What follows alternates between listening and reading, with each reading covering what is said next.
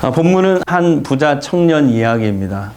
마가나 누가복음에도 이 청년 이야기가 나옵니다.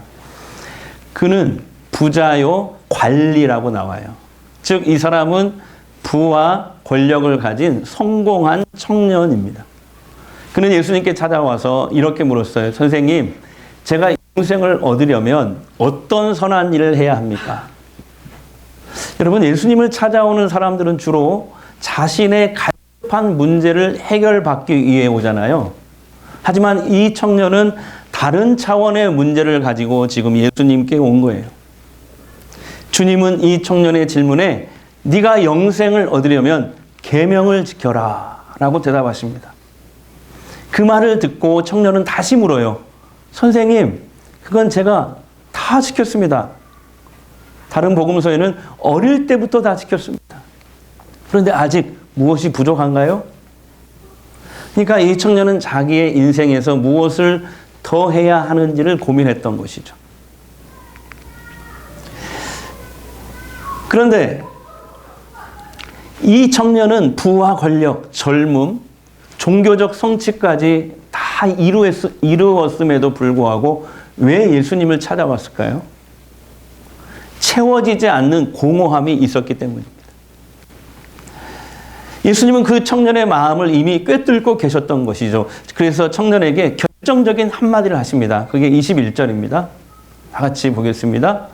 예수께서 이르시되 내가 온전하고자 할진대 가서 내 소유를 팔아 가난한 자들에게 주라. 그리하면 하늘에서 보화가 내게 있으리라. 그리고 와서 나를 따르라 하시니. 예수님의 말씀은 부자 청년에게 찬물을 끼얹는 것이었습니다. 그는 아마 예수님께 칭찬을 기대했을지 모르겠어요. 그런데 예수님은 너에게 한 가지 부족한 것이 있다. 네 소유를 팔아서 가난한 자들에게 다 나눠주고 그리고 와서 나를 따르라. 그러니까 핵심을 건드리시는 거죠. 이때 청년의 반응은 뭘까요? 22절입니다. 성경 보고 그 청년이 재물이 많음으로 이 말씀을 듣고 근심하여 가니라. 이 말씀을 듣고 근심하여 그냥 떠나갔다. 그러니까 말씀에 순종하지 못한 거죠. 여러분, 이 청년의 문제는 뭘까요? 오늘 22절이 잘 보여주고 있어요. 그는 하나님보다 재물을 더 사랑하는 사람이었다는 것입니다. 주님이 그것을 드러내신 거예요. 청년은 자기는 계명을 다 지켰다고 말하지만 아니었어요. 제일 중요한 계명을 어기고 있었습니다. 1계명이요. 하나님 외에 다른 신을 섬기고 있었던 것이죠. 바로 맘몬이라는 신입니다. 재물, 돈의 맘몬. 그러니까 마음의 중심에는 하나님이 아니라 세상의 보화가 무섭게 그 청년의 마음 중심에 자리 잡고 있었던 겁니다. 부자 청년을 통해 우리의 모습을 보게 됩니다. 나에게 한 가지 부족한 것은 무엇일까요? 내가 진짜 사랑하고 있는 것은 무엇입니까? 아무리 아니라고 해도 부인할 수 없는 무엇이 있습니다. 주님과 나 사이에서 주님이 지적하고 있는, 여러분에게 지적하고 있는 그 한 가지는 무엇입니까? 사람들은 내가 사랑하고 애착하는 것을 포기하면 모든 것이 끝이라고 생각해요. 그래서 그것을 움켜쥐고 결사적으로 그걸 지키려고 합니다. 그러나 여러분, 붙들고 있다고 해서 지켜지는 것이 아니잖아요. 아무리 붙들고 있어도 때가 되면 다 사라지게 되어 있어요. 지금 내가 가지고 있는 것들은 반드시 주인이 바뀌게 되어 있어요. 도장을 찍고 공증을 해서 문서를 남겨도 소용없습니다. 눈에 보이는 것은 잠깐이에요. 영원하지 않습니다. 재물도 권력도 유한해요. 젊음도요, 금방 지나갑니다. 부자 청년처럼 오늘날도 근심하여 서서히 떠나가는 사람들이 많습니다. 처음에는 주님을 따르는 듯 했죠. 외적으로는 신앙이 좋아 보이는 사람들도 꽤 있어요. 그러나 내적으로는 깊은 고민과 갈등을 가지고 있는 것이죠. 하나님과 그것 사이에 그 둘을 오락가락 하다가 어느 순간에 결정적일 때 떠납니다.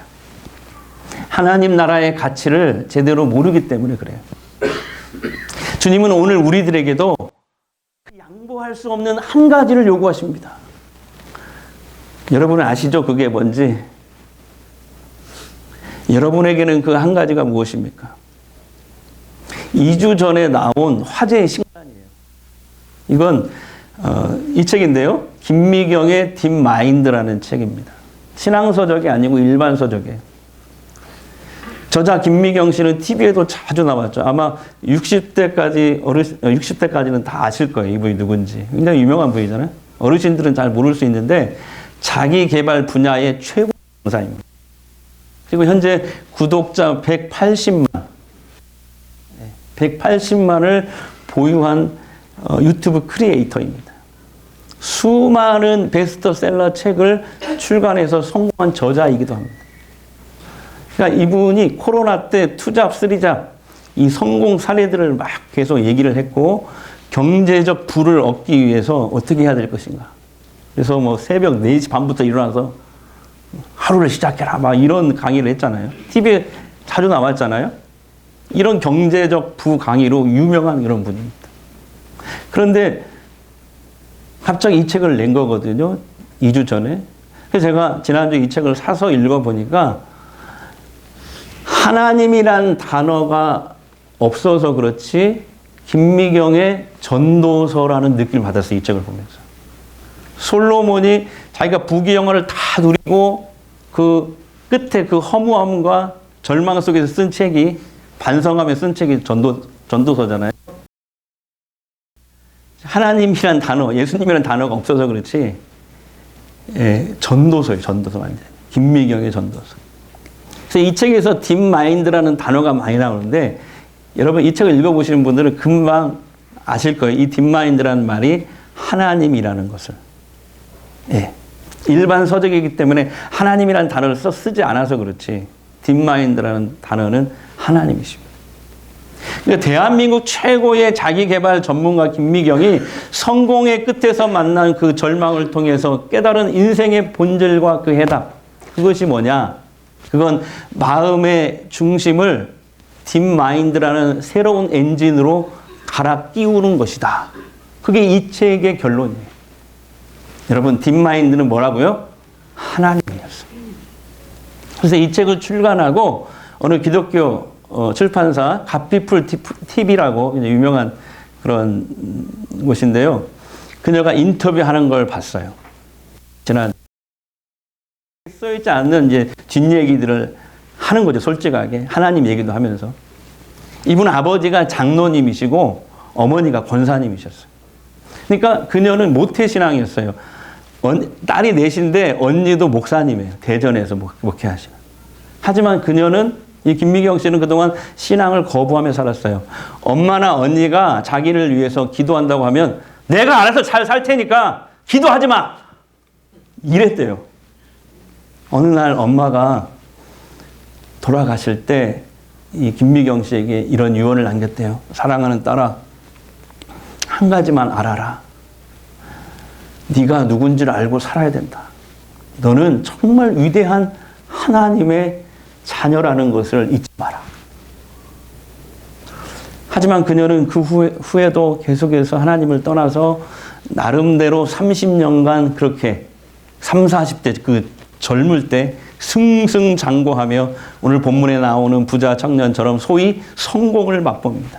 코로나 때 다 문 닫고 무너지는데 이 사람은 인터넷 강의 회사를 세운 거예요. 코로나 때.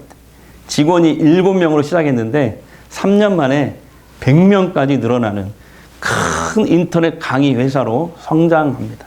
대단히 성공을 합니다. 그런데 코로나가 딱 3년이 지나고 나서 인터넷 강의 회사들이 다 문 닫기 시작하는 거예요. 10분의 1 수준으로 매출이 줄어들거나 망하는 회사들이 속출합니다. 그리고 이런 소식도 들려요. 그동안 그렇게 잘 나갔던 CEO들이 자살을 한다는 그런 안타까운 뉴스를 또 소식을 막 듣게 됩니다. 김미경 씨 회사도 점점 어려워집니다. 급기야는 인터넷 서버가 다운이 되는 그런 사고까지 일어나요. 회사가 급격하게 어려워집니다. 한 달에 직원 월급만 5에서 6억이 나가야 되는데 도저히 감당이 안 되는 거예요. 다른 데서 빌려도 한계가 옵니다. 너무 지쳤어요. 그래서 어느 날부터인가 자기 안에 이상한 소리가 들리더래요. 그것을 이 사람 표현으로 말하면 it mind라고 합니다. deep mind가 it mind. 자기 안에 이상한 소리가 들려요. 근데 우리는 그것을 사탄의 소리라고 얘기하죠. 이렇게 얘기해야 돼요. 너도 그냥 죽어. 넌 여기까지야. 자살해. 그러면 편해. 자살 충동을 느끼기 시작하는. 그동안 열심히 하면 모든 것이 좋아질 줄 알았는데 오히려 그 성공의 끝에 온 것이 심각한 번아웃과 공허함만이 그녀를 사로잡았대요. 책에서 그녀는 이것을 이렇게 표현했어요. 꿈의 배신이라고. 성공의 배신이라고. 꿈의 배신. 그런데 그때 죽으려고 하는 그때 한동안 거의 연을 끊고 살았던 목사 언니하고 우연히 통화를 하게 됩니다. 김미경 씨가 막 울면서 전화를 하는 거예요. 언니, 내가 열심히 살아서 성공의 끝까지 왔거든. 직원이 100명에다가 매출이 엄청나. 근데 언니 여기까지 와 봤는데 아무것도 없어. 내가 그동안 성공만을 위해서 미친 듯이 달려왔는데 그래서 희생된 가정이고 자녀고 다 엉망이 됐어. 내가 다 망친 것 같아. 언니 나 좀 살려줘. 그 목사 언니한테 전화를 한 거예요. 그랬더니 대전 사는 목사 언니가 그날 밤 11시에 차를 이끌고 서울까지 왔더래요. 그러면서 이렇게 얘기합니다. 미경아, 네가 이제부터 예수님을 믿고 네 자아가 죽으면 하나님이 네 안에 들어가셔. 하나님이 너와 연결될 때 여태까지는 살았던 게 10이라면 앞으로는 1000배, 10,000배의 하나님이 너와 동행하며 일하실 거야. 그래서 그날 예수 믿기로 하고 언니를 따라서 영접 기도를 합니다. 그때가 언제냐면 작년 3월 20일이에요. 이분이 자살했으면 아마 뉴스에 크게 나왔을 거예요. 맨날 성공, 성공, 성공 이거 외치다가 갑자기 자살했어요. 그런데 이런 일이 있었던 거죠. 오히려 영접 기도를 했어요. 하지만 여전히 상황은 어렵습니다. 허벌판에 발가 벗겨져 있는 듯한 그런 느낌이었대요. 혼자 남은 것 같더래요.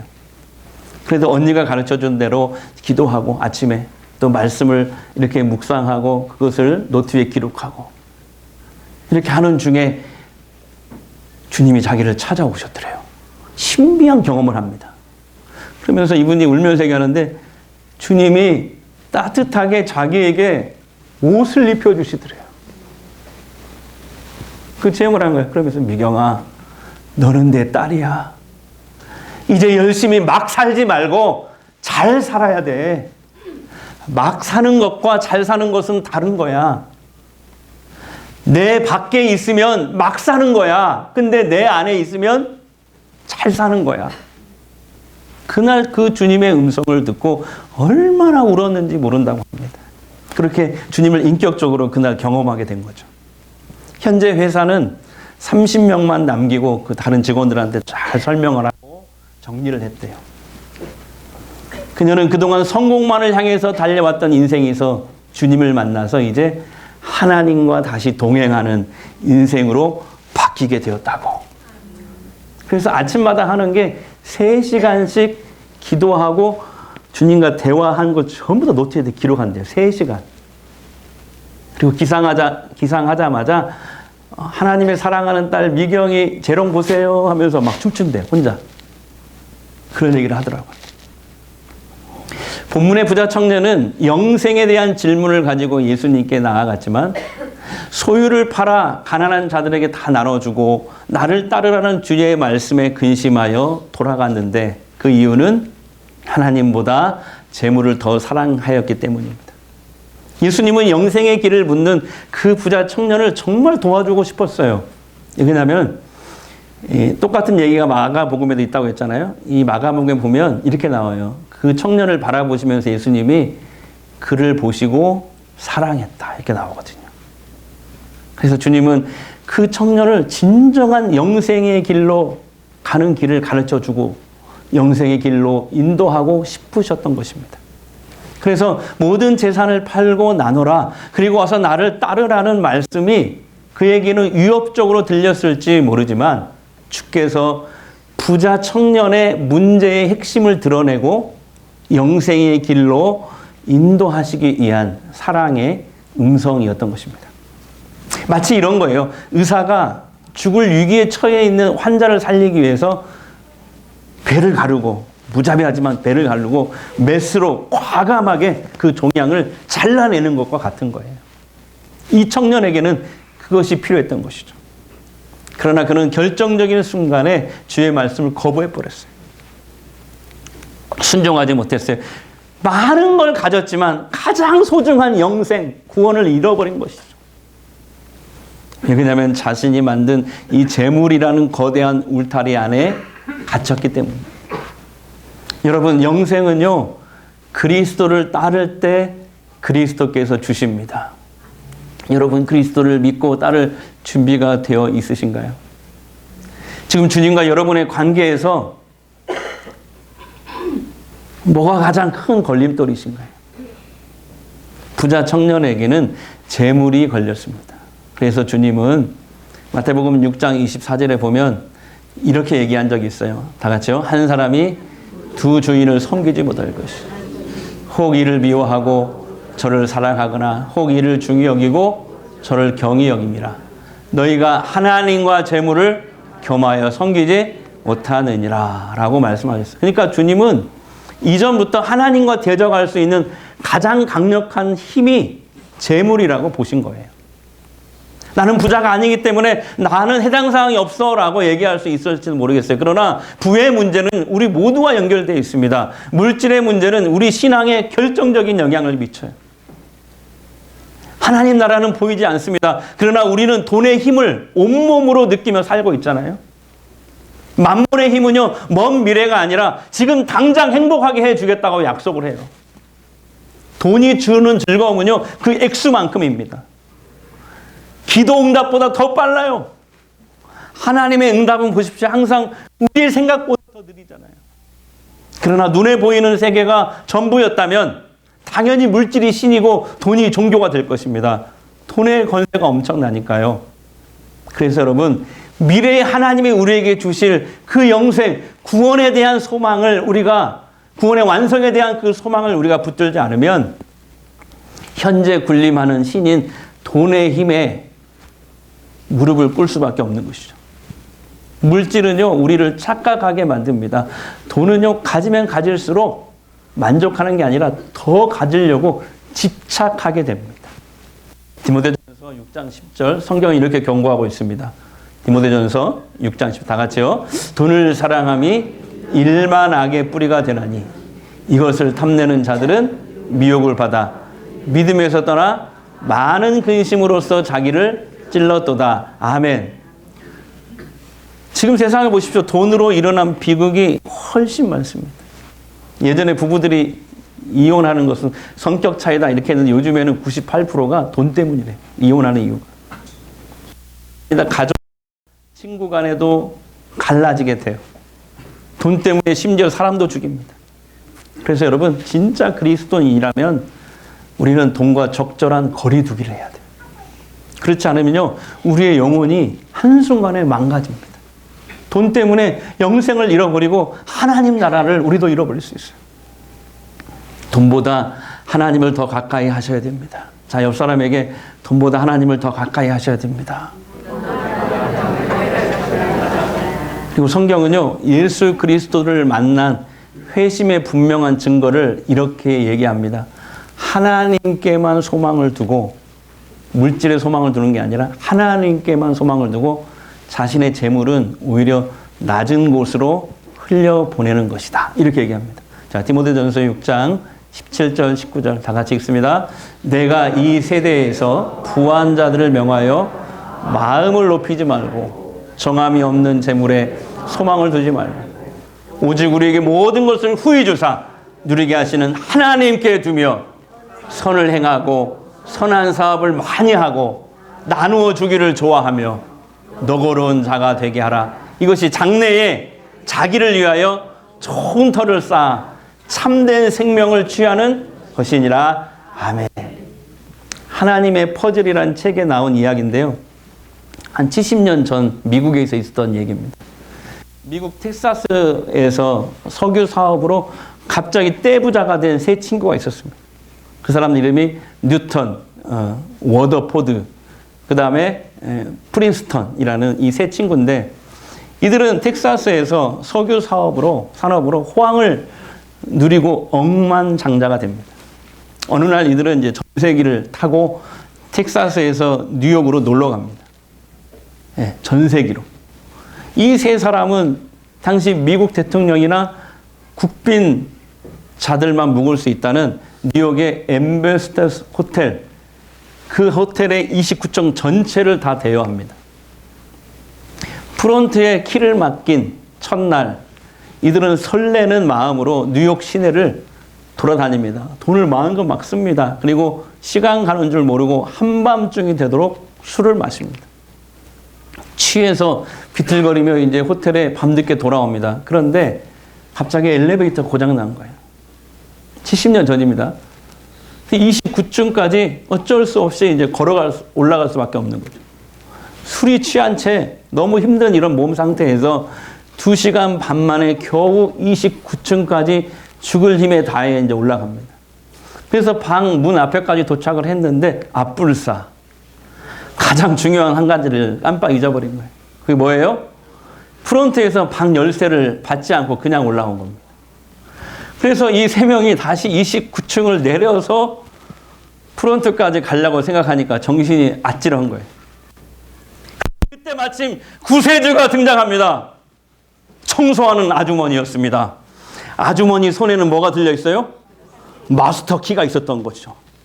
근데 그 아주머니가 웃으면서 이 세 청년에게 농담 비슷하게 말했대요. 여러분, 29층까지 올라오느라고 얼마나 고생이 많으셨습니까?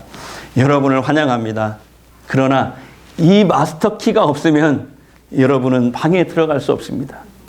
마치 예수 그리스도께서 우리 인생의 마스터 키인 것처럼 말입니다. 이 말이 존 뉴턴의 가슴에 비수처럼 꽂힙니다. 그동안 까마득하게 잃었던 그 어린 시절의 신앙이 되살아납니다. 호텔에 들어가서 다른 두 친구들도 뉴턴의 이 진실한 신앙 고백에 동의를 합니다. 그 후 세 사람은 사업의 모든 이익금을 하나님의 영광을 위해 사용하는 아름다운 성도로 성장합니다. 교회마다 찾아다니면서 이 세 사람은 간증을 하기 시작합니다. 그리고 나중에 이 세 사람은 평생 빌리 그레임 목사 아시죠? 얼마 전에 돌아가셨는데 이 빌리 그레임 목사의 영적인 기도 후원자요 재정 후원자가 됩니다. 사랑하는 여러분, 잠깐의 성공, 부, 명예, 세상 자랑에 도취되어 영혼을 잃어버리지 않기를 바랍니다. 마귀는요 계속 우리를 속삭여요. 해요. 돈이 우리를 행복하게 해. 너희 삶을 만족시켜줘. 아닙니다. 우리의 진정한 만족과 기쁨은 하나님만이 주실 수 있어요. 돈과 재물을 집착하다가 하나님을 잃어버리지 않기를 바랍니다. 영생을 놓치지 않기를 바랍니다. 하나님 나라를 놓치지 않기를 바랍니다. 인생은 짧아요. 가난하든 부하든 우리 삶은 금방이에요. 아무것도 가져가지 못합니다. 그러니 영원한 하나님 나라에 초점을 맞추고 물질의 부유함보다는 하나님에 대하여 부유한 자가 되시기를 주의 이름으로 축복합니다. 축복합니다. 주님 것을 내 것이라고 고집하며 살아왔네.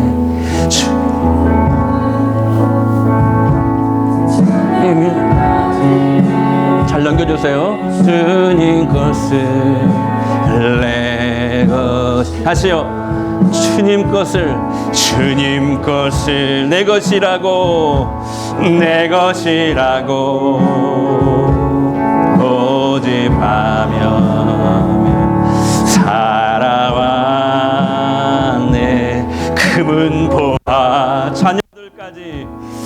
자녀들까지 주님 것을 내 것이 아버지여 아버지여 철없는 종을 용서하여 주옵소서. 막힌 사명 막힌 재물을 주를 위해 쓰렵니다. 2절 선하님은 내 것이라고 주의 일을 멀리했네. 주신이도 주님이시여 쓰신이도 주님. 아버지여 불충한 종을 용서하여 주옵소서. 세상 유혹 다 멀리하고 주의 일만 아버지여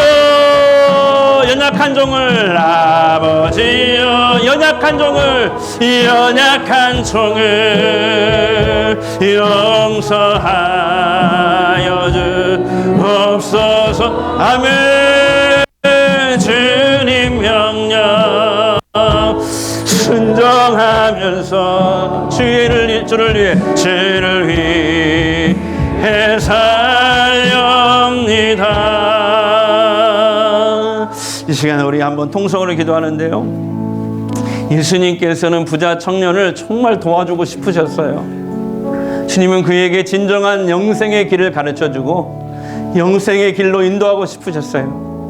그래서 모든 재산을 팔고 나누라, 그리고 와서 나를 따르라 라는 말씀을 하신 겁니다.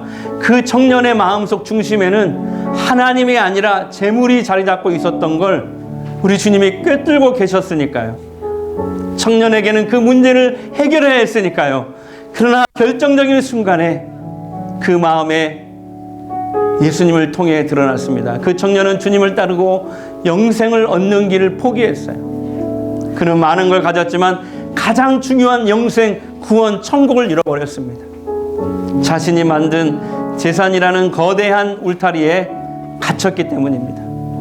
사랑하는 여러분, 그리스도를 믿고 따를 준비가 되어 있으십니까?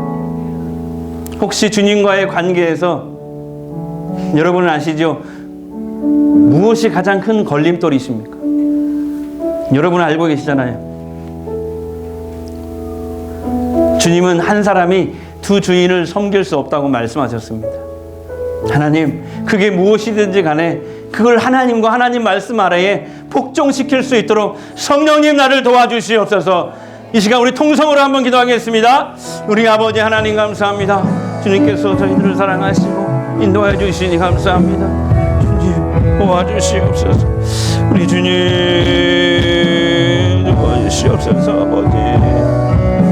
아버지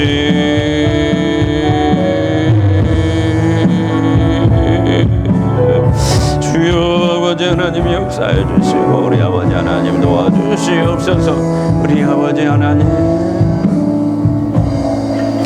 하나님, 부자 청년은 영생에 대한 질문을 가지고 예수님께 나왔지만 소유를 모두 팔아 가난한 자들에게 나눠주고 나를 따르라는 주의 말씀에 근심하여 돌아갔는데 그 이유는 하나님보다 재물을 더 사랑하였기 때문입니다.